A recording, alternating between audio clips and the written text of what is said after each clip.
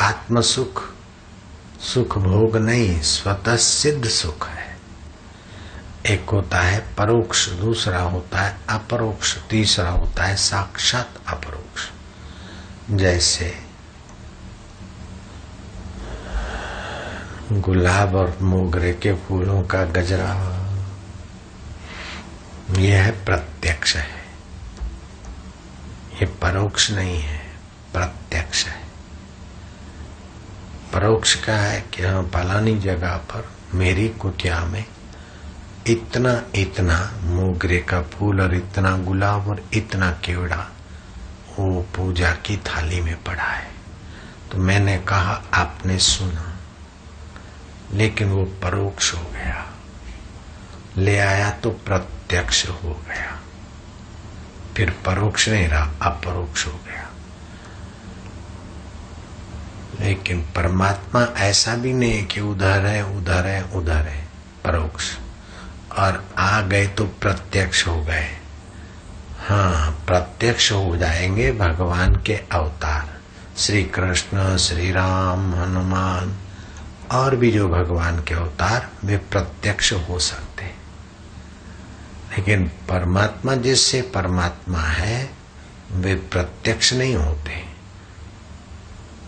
और वो परोक्ष भी नहीं है। जब तक ज्ञान नहीं तब तक परोक्ष है कि परमात्मा सच्चिदानंद है, परमात्मा साक्षी है, परमात्मा ज्ञान स्वरूप है। तो जैसे फूल रखे हुए हैं मेरी पूजा के रूम में, ऐसे अंतःकरण में भगवान के विषय का ज्ञान हम पाते हैं। भगवान साक्षी है, चैतन्य है, शरीर की मृत्यु होती फिर भी नहीं मरते, और तुम उनको छोड़ नहीं सकते, वो तुमको छोड़ नहीं सकते। जैसे घड़े का आकाश घड़े से अलग नहीं, घड़ा मर भी जाए तभी घड़े का आकाश नहीं मरता। सोना गहना सोने से अलग नहीं, गहना मर जाए फिर भी सोना रहता। ऐसे ही ये शरीर मर जाए फिर भी तुम्हारा जीवात्मा और परमात्मा सच्चिदानंद ज्यों का त्यों रहता है।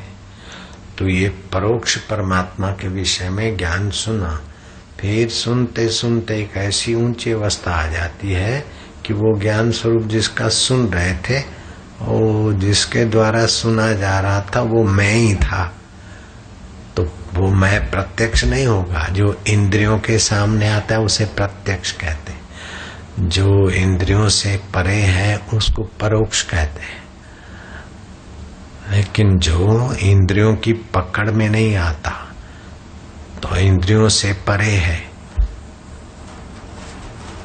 तो वो परोक्ष हो गया। सुना तो अपरोक्ष हुआ, ये साक्षात अपरोक्ष कि वो तो मैं आत्मरूप था।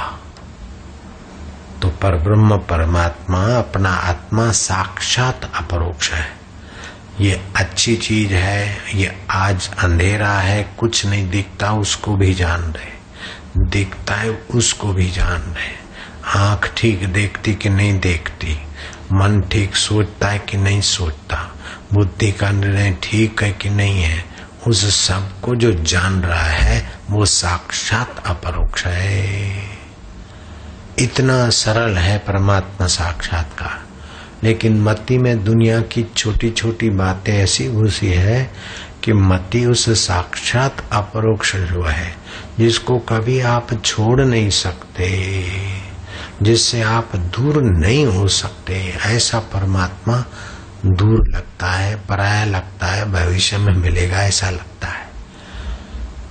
तो ये श्री कृष्ण तो प्रत्यक्ष थे, फिर भी साक्षात अपरोक्ष परमात्मा का साक्षात्कार नहीं था।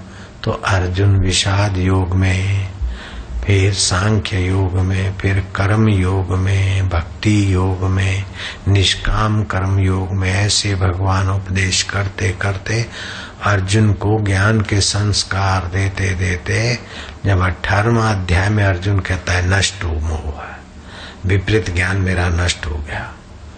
जो मैं नहीं हूँ उसको मैं मानता था, मैं क्षत्रिय हूँ, मैं अर्जुन हूँ, मैं वास्तव में वो चैतन्य आत्मा हूँ। नष्टो मोह स्मृति लब्धवा, अब मुझे स्मरण हुआ।